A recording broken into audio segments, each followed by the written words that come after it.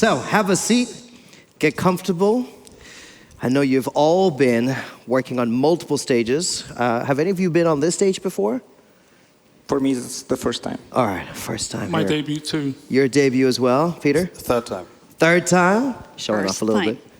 Magdalena? First time For real? this Okay. year. Oh, this year. There we go, this year.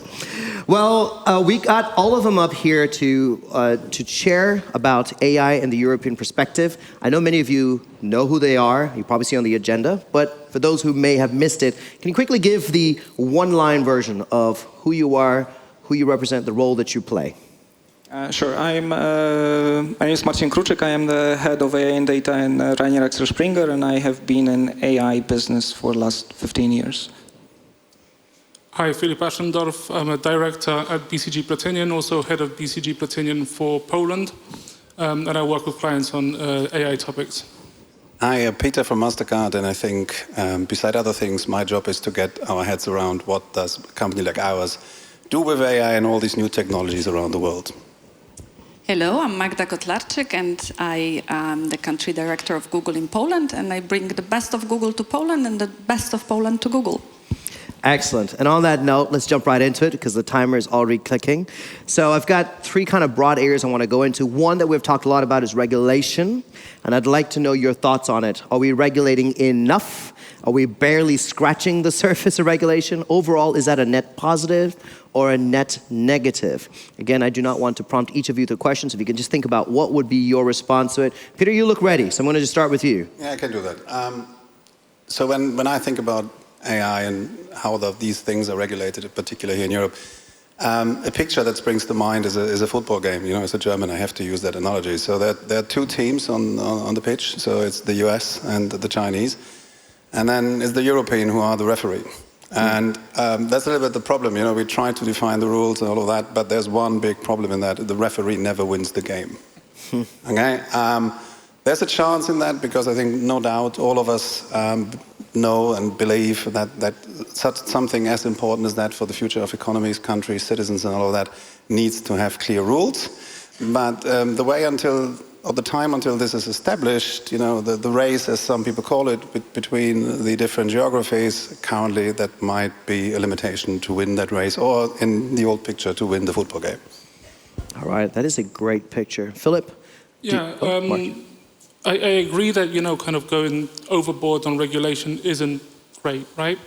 But at the same time, we have to remember that a technology such as this actually needs regulation. Yeah? No doubt. It needs it to provide a stable platform for development, but also to overcome people's fears. Yeah? And I don't want to, you know, paint some sort of Skynet scenario, right? So we don't need to worry about the Terminator just yet. But people are worried. Yeah? If you look at the European Commission's findings, 50% of tasks within jobs can be automated, right? At the same time, people in the surveys we have done at BCG, 60% of respondents expect regulation in this space to protect them. Yeah? So I think we're focusing too much around one area of legislation and not really on the one that will create a fertile ground for adoption of this technology. So if I may comment on this and add a little bit of this economical aspect. Please imagine that you live in certain areas, so probably you wouldn't like to be treated in a certain way in certain aspects. For example, I don't know, if you want to take a credit or loan, just because of how the neighborhood behaves. And there was this idea to, in the course of regulation of AI, to ban using address data in AI models due to fight against discrimination, which on the first glance looks very, very well and nice. But what are the consequences? The consequences are that the address data is crucial for scoring models. So basically what would happen is that the banks would start losing money, so they would increase the margins, then the loans would be less available, then it impacts the whole real estate market, and so on. So what I'm trying to say is that we need regulation. We all agree, but I would like to add that this is super complex, and we cannot forecast and foresee everything. So I would say that in such dynamic environment, we need a more agile approach to regulation, and we need to test things and see how it behaves, because it's too fast, it's too dynamic. Okay. Google CEO Sundar Pichai says that AI is too big of an innovation not to regulate, but too big of an innovation not to regulate right. So now I think all our efforts need to be to regulating it right. And it will take time, but I think it is important. Safety should be, by default. But at the same time, we want to be in Europe on this highway type of movement, a very safe highway. We've got experience in building highway in a very safe, with safety guardrails, right? And we should be finding ways to do the same with AI regulations. But I want to be on a highway. I don't want to be on a village road when it comes to AI advancement. What is interesting, though, in your opinions, is sometimes these things can come at the other one's cost. So, for example, agility, which is what you're talking about, that you have to move quickly, sometimes seems to be the cost of getting it right. Sometimes, not always. Or, for example, what you were saying, Filip, about protecting some is seen at the cost of how it affects others. So it's great that we protect labor here. Meanwhile, an unregulated economy is going to move much, much quicker. So I love that we're presenting slightly different sides to what is absolutely a complex issue. Let's move to something equally complex, which is ethics. So there's a good conversation about who should be involved in regulating. There's an equally important conversation, given that AI is going to affect everybody, is everyone represented at the table? And who's representing each other's interests? We've seen some very famous studies already about how there are biases inherent in the building of these systems, but do you share those concerns, or do you actually think, for once we're getting it right this time? So what are your views? So if I may start, I'm not so convinced that we are doing this right now, because you cannot isolate ethics as the aspect of ethics from all the others. There is ethics at the same time as economics, as innovation, as this competition between the countries. And Peter started with this race and with this competitive approach, which is fact. Like, you cannot discuss it with it. But I see some space in maybe cooperation. I don't know if it is possible, but that would be much better. But ethics definitely should be represented, as well as economy and so on. So in my opinion, currently, the regulations that are prepared are, there is enough representation of lawyers, there's enough representation of theoreticians, but there are too few practitioners of AI who can actually foresee some consequences. And I love this, that you said, there is a great representation of theory, right? So I think we're kind of getting it right in theory. Where we have a disconnect and a gap is in the execution. And one of those, I think I see 3 primary reasons for this. One is the complex and ever-evolving nature of these systems, right? It creates a moving target. This is why we need this agility that you mentioned earlier. The second is we have great legal and ethical frameworks, but they are open to interpretation. And when there is room for interpretation, some will take a hard line, some will take a softer line. Again, not a very good situation here. And the third one, I think there isn't yet an effective system for monitoring and enforcing compliance with these regulations. But I'd love to hear your thoughts. Okay, I can be a little bit provocative in that. So I heard someone saying, it's a quote from someone, and it is provocative. He said, social media killed democracy, let's see what AI does to us. And so that's most probably a very harsh statement on that we need regulation, especially when it comes to ethics in that. And there are 2 examples what I heard about recently, what I found concerning at least. So the first one is from Meta. So Meta has an AI chatbot, and there was a parenting group in the area of New York.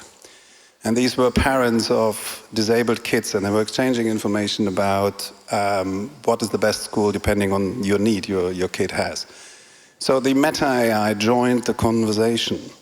And to make a point, it said, oh, I have a kid with the same disabilities and I recommend school ABC. Okay, so the AI learned from whatever data it was learning that is more convincing if it invents an artificial kid.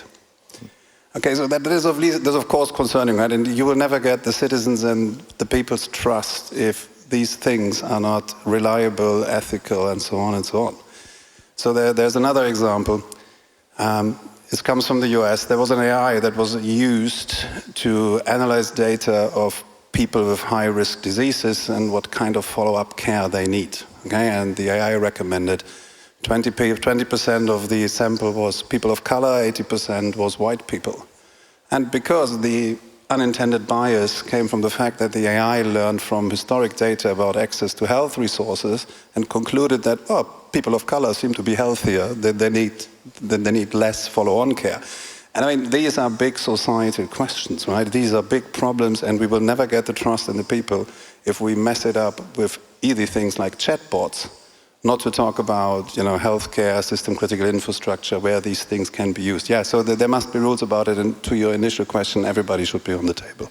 Of course. Magdalena? Absolutely. It's a bold... We should be bold about the AI opportunities. We should be extremely responsible about it. But the only way to capture both its potential and in a safe and responsible way is to do it together. So I do invite all of parties. We do invite all parties to participate, the regulator, but also the practitioners. Because while AI is a hype at the moment, or it's been for the last year and a half, the practitioners in the field, they've got experience for the last decade, working with academia, working with experts in ethics to shape this innovation for the benefit of the society, not necessarily against it. And if you go and look in all of the tech companies, Google being one of them, we all very early on published our AI principles, which are like the principles we follow, the do's and don'ts, that helped us to get to where we are now. And at the same time, there will be mistakes on the way. Why? Because we are early on in the process. We are early on in the revolution. When you think about, again, I'm going to keep the auto analogy. When when we started driving cars, the street regulations, the street traffic regulations was not there. We've added things as we go. We've added the seatbelt sign quite late on in the process. We will get there with the AI as long as we work together towards the big idea. Got it. Final question, and with a bit of a challenge, just always because of time. So here's the thing. We're in Europe. This is where we are. And with every ecosystem, there are some competitive advantages and there are some disadvantages.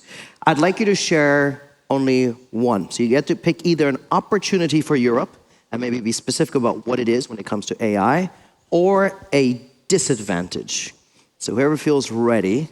Hopefully we'll get a mix of responses here. But yeah, what do you think is going to be the story? I can speak up for the economic growth, because we will be soon publishing a report that just for Poland, and that just for Poland, if we do AI right, in a sense we capture the opportunity it has, it can be adding 50 to 55 billion euros annually for the next 10 years.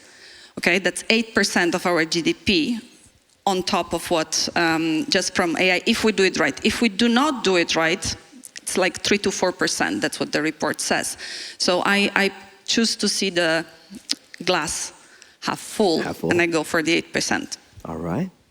So I'm definitely on the optimistic side for AI in general, for all of us as humans, as countries, as Europeans. if we get a couple of things right. So number one, fragmentation. So if we start like we did many times in Europe, like there's a French way, a German way, a Polish way, a Spanish way, that has one big consequence, that we not channel the needed investments into some key things, that need help to be, to become to completion. Number two, I believe we have wonderful resources, what we heard over the last 2 days here, developers, young societies, like especially the one we are here. So there's access to high quality workforce. There's also access to high quality data, right? Because of what we did with privacy and data protection in the past. So I'm very positive about that. And I think what it also needs is educating citizens. And this is most probably the acceptance of them. I mean, I'm German, right? When the moment we hear data, yeah. So we need to educate the citizens of Europe that these are actually good things, and we have to build the trust that everybody believes these things work in the interests of European human citizens and all of that. And then it will be a great thing, not only for Europe, but also for Europe. Let me pick this up. I think definitely we have huge advantages in legislation. I think especially in areas such as automotive and healthcare, where safety and ethics are super important, this potentially is a huge advantage for Europe. The same on cross-border cooperation. What I think is a big legacy challenge for us, it's education, but in a different view than Peter brought. How do we make sure that society is prepared for the adoption of AI? How do we make sure we have the right skills coming through so that people will be able to leverage this technology? And how do we make sure that nobody is left behind, right? So we have this saying in Poland that it's from football, that everyone plays and Germans always win. So I'm glad that we have Germans on our side this time. And this is one definitely big advantage. But apart from that, I think we have great experts and really high-level education all around Europe. And this is definitely our advantage in this competition, this area. We have some struggles, for example, with demography and so on, and I believe AI is a great tool to help solving this. So we have some matching ecosystem. I'm not so optimistic about these regulations. The fact that we have them is both an asset but also a struggle, so this needs to be further developed, and I would be very happy if it was done in this agile way. But I agree in principle that I'm also on this optimistic side for Europe. But I'm wondering, are we agreeing that actually we want to move out of the referee role and actually change career, and as Europe go on start playing the game rather than just... So let's start as referees, set the rules, and then let's win the race. Exactly, we don't want to play, we want to win. Yeah, it's a good question. So here's kind of what I'm hearing from this panel, as well as some of the others in the past. It's an uncertain future for sure. It's great to see that leaders at the helm of major companies are embracing this technology, are considering its impact on the rest of their industries as well as their companies. It's wonderful to hear your general optimism for it. Obviously, we operate within an ecosystem, so it's not just what you do in your own company, but as well around. What I'm hearing from everyone is we need regulation. It can be helpful, can get us on that highway really quickly. It does keep us in the referee position.